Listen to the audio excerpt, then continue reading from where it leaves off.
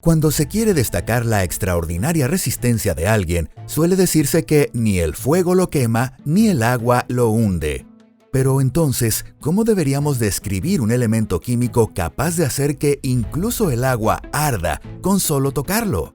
Sorprendentemente, un elemento químico que puede hacer que el agua empiece a arder realmente existe. Y por suerte, aún no se ha inventado ningún dispositivo que permita soplar este gas hacia la superficie del agua a través de un tubo.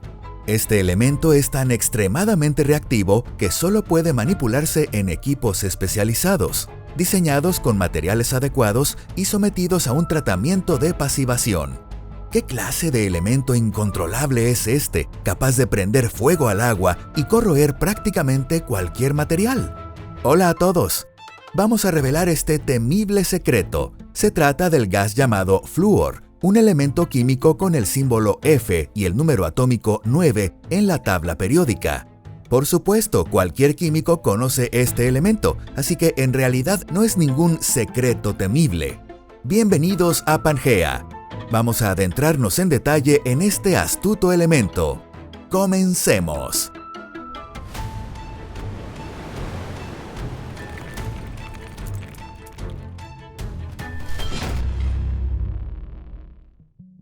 ¿Por qué el flúor es tan agresivo?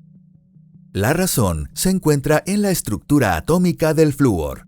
El flúor es uno de los elementos del grupo de los halógenos, en el que también se incluyen el cloro, el bromo, el yodo y el astato. Todos los halógenos son extremadamente activos y altamente reactivos, pero el más intenso de todos es el flúor.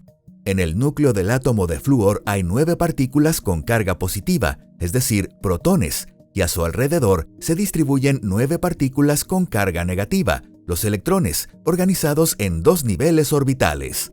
En su capa más externa hay 7 electrones, y solo le falta uno más para llenar completamente ese orbital. La clave de la extraordinaria reactividad del flúor se encuentra precisamente en este punto. Para alcanzar la misma configuración electrónica que el neón, un gas noble estable, solo necesita ganar un electrón más.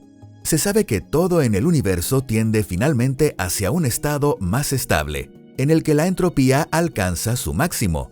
Como resultado, el flúor literalmente sale a cazar los electrones de otros átomos para arrebatárselos. En química, esta propiedad se expresa mediante el concepto de electronegatividad, que indica con qué fuerza un átomo atrae la densidad electrónica. En esta escala, el flúor ocupa con claridad el primer lugar entre todos los elementos químicos, con un valor de 3.98 en la escala de Pauling. Sí, incluso supera el valor de 3.44 del oxígeno, reconocido universalmente como un potente agente oxidante en la Tierra. Por eso, cuando el flúor entra en contacto con casi cualquier sustancia, existe un alto riesgo de que le arrebate sus electrones. Como resultado, esa sustancia deja de poder existir de forma independiente y se transforma en un compuesto unido al flúor por enlaces químicos muy fuertes, es decir, en un fluoruro. Historia del descubrimiento del flúor. Aunque resulte difícil de creer, la historia del descubrimiento del flúor fue probablemente aún más dramática que la del polonio o el radio. En los intentos por obtener flúor puro, decenas de científicos sufrieron graves daños. Debido a su siniestra reputación, el flúor recibió de los químicos el inquietante nombre de el elemento de los mártires. Sin embargo, no significa literalmente que el propio flúor sea un mártir, sino más bien que es algo que los produce. El flúor puro es un gas extremadamente tóxico y al inhalarlo provoca quemaduras químicas en los pulmones, además de inflamación de las vías respiratorias y severos síntomas de intoxicación. Aún más aterradores son los efectos del fluoruro de hidrógeno y de su solución acuosa, el ácido fluorhídrico, sobre el cuerpo humano. Se trata de uno de los ácidos más peligrosos, ya que no solo quema la piel, sino que penetra profundamente en los tejidos. Este ácido es capaz incluso de destruir los huesos humanos, y al unirse con el calcio de la sangre, puede resultar letal incluso en cantidades muy pequeñas. Según los registros históricos, en las primeras etapas de los intentos por aislar y estudiar el flúor en su forma pura, Varios investigadores perdieron la vida y decenas resultaron gravemente heridos. Uno de los sacrificios más conocidos en la búsqueda del flúor fue el del químico británico Humphrey Davy, quien a comienzos del siglo XIX intentó obtenerlo mediante electrólisis. Durante sus experimentos sufrió repetidas intoxicaciones y graves quemaduras químicas. Las investigaciones sobre el flúor del químico francés Jérôme Nicols tuvieron un desenlace aún más trágico. Este destacado científico murió a causa de una intoxicación por fluoruro de hidrógeno gaseoso durante uno de sus experimentos. De hecho, incluso el químico francés Henri Moissan, quien logró obtener flúor puro por primera vez en 1886, no pudo evitar sufrir quemaduras e intoxicaciones durante sus investigaciones. Este prestigioso científico, que más tarde recibiría el Premio Nobel de Química por su trabajo, logró aislar el flúor mediante la electrólisis de una mezcla de fluoruro de hidrógeno anhidro y fluoruro de potasio. Los primeros gramos de flúor obtenidos por un científico se produjeron dentro de un dispositivo fabricado con una aleación de platino e iridio y fluorita. Antes de la aparición de aleaciones especiales modernas y del teflón, no existían otros materiales capaces de resistir el efecto destructivo del fluoruro de hidrógeno. Presencia de flúor en la naturaleza. Al considerar los enormes esfuerzos que los científicos han tenido que realizar para aislar el flúor puro, podría parecer que en la naturaleza existe en cantidades muy escasas. Sin embargo, en realidad no es así en absoluto. Como ya se ha mencionado, los compuestos que el flúor forma con otros elementos son extremadamente fuertes. Es, por así decirlo, un elemento que se aferra con firmeza a su presa y no lo suelta bajo ninguna condición, por extrema que sea. Por eso, el flúor ocupa una posición relativamente alta, el puesto 13 en el ranking de abundancia de los elementos, con un contenido medio en la corteza terrestre de aproximadamente el 0.065%. En los procesos geológicos, el flúor participa en la formación de numerosos minerales ígneos y minerales hidrotermales. Además, el flúor forma parte de la composición de muchos minerales. Por ejemplo, en la apatita, el grupo hidroxilo puede ser sustituido por flúor, y la fluorita es un mineral independiente compuesto por fluoruro de calcio. El flúor también desempeña un papel importante en los seres vivos. Por ejemplo, está presente en el esmalte dental en forma de fluorapatita. De hecho, gracias a este flúor tenemos dientes blancos, brillantes y resistentes. También es muy importante que el flúor forme parte de los huesos, aumentando significativamente su resistencia. Aquí existe una especie de paradoja. En cantidades adecuadas, el flúor inhibe la progresión de las caries, pero en concentraciones demasiado altas, provoca una enfermedad llamada fluorosis, que daña los dientes y los huesos. Los fluoruros son fácilmente solubles en agua y pueden acumularse en las aguas subterráneas. Algunos investigadores creen que, gracias a los fluoruros disueltos en el agua, los habitantes de la antigua ciudad romana de Pompeya, destruida por la erupción del Vesubio, tenían dientes excepcionalmente hermosos. El flúor también está presente en el universo, pero aunque se genera en reacciones nucleares dentro de las estrellas, su cantidad es mucho menor en comparación con el hidrógeno y el helio. Los astrofísicos han observado flúor en las nubes moleculares interestelares, donde existe en forma de fluoruro de hidrógeno y del catión monofluoruro de carbono. Los principales minerales naturales del flúor son la fluorita, la criolita y la fluorapatita.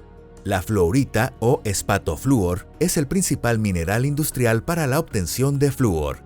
Se utiliza principalmente para producir ácido fluorhídrico empleado en la fabricación de aluminio y en el grabado de vidrio. Los hermosos cristales de fluorita, transparentes o semitransparentes, con tonos que van del violeta al azul, también se consideran minerales de colección y piedras semipreciosas. La criolita se utilizaba antiguamente como fundente en la refinación del aluminio, y la fluorapatita es un componente principal de los fosfatos y de los minerales de apatita, que se emplean en la producción de fertilizantes fosfatados y en la industria química.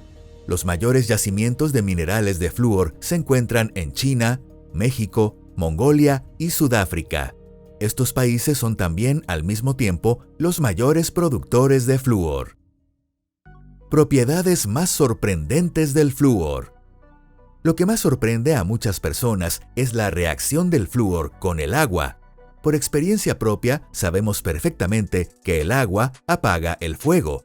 Precisamente por eso resulta aún más asombroso el hecho de que, para el flúor, el agua actúe como un combustible, igual que leña bien seca. Cuando el flúor entra en contacto con el agua, se produce una reacción violenta que libera una gran cantidad de calor. Esto ocurre porque, como ya se ha mencionado, la electronegatividad del flúor es mayor que la del oxígeno, de modo que el flúor desplaza al oxígeno de las moléculas de agua y ese oxígeno, en esencia, arde dentro del propio flúor. Esta peculiar propiedad del flúor ha llevado a los científicos a plantearse a menudo la siguiente pregunta: ¿qué habría pasado si la vida en la Tierra se hubiera basado en el flúor en lugar del oxígeno? Imagina un mundo en el que, en lugar de océanos de agua, se extendieran mares de flúor líquido. Al fin y al cabo, el flúor es un agente oxidante mucho más potente que el oxígeno. Es decir, una forma de vida basada en el flúor podría haber evolucionado de manera mucho más intensa y activa que la basada en el oxígeno. El escritor de ciencia ficción y también reconocido paleontólogo Iván Yefremov imaginó una situación así. En su relato corto El corazón de la serpiente, describe el encuentro en el espacio entre una nave terrestre y la de otra especie inteligente cuya biología se basa en el flúor. En su mundo, en lugar de oxígeno, actúa el flúor como agente oxidante. En lugar de agua, existen compuestos de flúor altamente agresivos. Y en vez de una atmósfera de oxígeno, se agita una atmósfera rica en flúor. Aunque esta situación puede parecer completamente irreal, resulta sumamente interesante porque se basa en leyes físicas reales. El hecho de que Yefremov eligiera una vida basada en el flúor como alternativa a la vida basada en el oxígeno se debe a su profundo conocimiento de la química, imaginando una especie de bioquímica en espejo, donde el metabolismo del flúor sustituye al del oxígeno. Curiosamente, en la historia de Yefremov, el encuentro entre ambos, que desde el punto de vista químico sería mortales el uno para el otro, termina de forma inesperadamente pacífica. Volvamos ahora a la extraordinaria reactividad del flúor. Además de hacer arder el agua, el flúor puede destruir incluso materiales que parecen inmunes a cualquier agente químico. Un ejemplo de ello es el vidrio, compuesto principalmente de dióxido de silicio, que suele considerarse resistente a cualquier ácido. Sin embargo, el ácido fluorhídrico ataca fácilmente casi todo tipo de vidrio, produciendo en la reacción el gas tetrafluoruro de silicio. Precisamente por esta razón, el ácido fluorhídrico se utiliza para grabar el vidrio. Además del vidrio y de otros compuestos de silicio, el flúor también puede reaccionar con muchos metales, sustancias orgánicas, hidrógeno, fósforo y azufre. Y lo más impresionante es que muchas de estas reacciones ocurren acompañadas de explosiones. Por ejemplo, el hidrógeno, el amoníaco, el acetileno y numerosos compuestos orgánicos se inflaman espontáneamente con solo entrar en contacto con el flúor. Al contacto con el flúor, incluso sustancias que normalmente nadie imaginaría que pudieran arder terminan incendiándose. Por ejemplo, el polvo de hierro o de cobre arde con una llama brillante al entrar en contacto con el flúor. Y no solo eso, el flúor incluso reacciona activamente con gases nobles como el xenón, el kriptón y el radón. Durante mucho tiempo se pensó que estos gases eran completamente inertes, pero en la década de 1960 se descubrió que el flúor también podía reaccionar con ellos. Sin embargo, a pesar de esta enorme reactividad, el flúor desempeña un papel extremadamente importante en el desarrollo de la ciencia y la tecnología modernas. Por ejemplo, el teflón, bien conocido y ya indispensable en numerosos campos, se fabrica a partir de compuestos de flúor, y su nombre oficial es politetrafluoruroetileno. Este material se utiliza como un polímero altamente resistente que soporta altas temperaturas, no reacciona con muchas sustancias químicas y posee un coeficiente de fricción muy bajo. Gracias a estas propiedades, el teflón se emplea en recubrimientos antiadherentes para utensilios de cocina, en la fabricación de implantes médicos y hasta en tecnología espacial. Es, en cierto modo, una paradoja. A partir del elemento más reactivo, se ha creado uno de los materiales más inertes. Además, el flúor es imprescindible en el ámbito de la energía nuclear. En este campo se utiliza un compuesto de flúor llamado hexafluoruro de uranio para el enriquecimiento del uranio. Esta sustancia se convierte fácilmente en gas, lo que permite separar los isótopos del uranio. Pero lo más sorprendente es que este elemento, mortalmente peligroso en su forma pura, se utiliza ampliamente en el ámbito de la medicina. Hoy en día, aproximadamente el 20% de todos los medicamentos contienen flúor, y no es exagerado decir que la medicina moderna no podría existir sin él. El flúor puede aumentar la estabilidad de las moléculas orgánicas y, como resultado, mejorar la eficiencia de los fármacos. En resumen, uno de los elementos químicos más peligrosos está tan profundamente integrado en la civilización humana que tendemos a olvidar lo letal que puede llegar a ser. Si te ha gustado este video, no olvides darle a me gusta y compartirlo con tus amigos. Gracias por vernos. Nos vemos en el próximo video. ¡Hasta luego!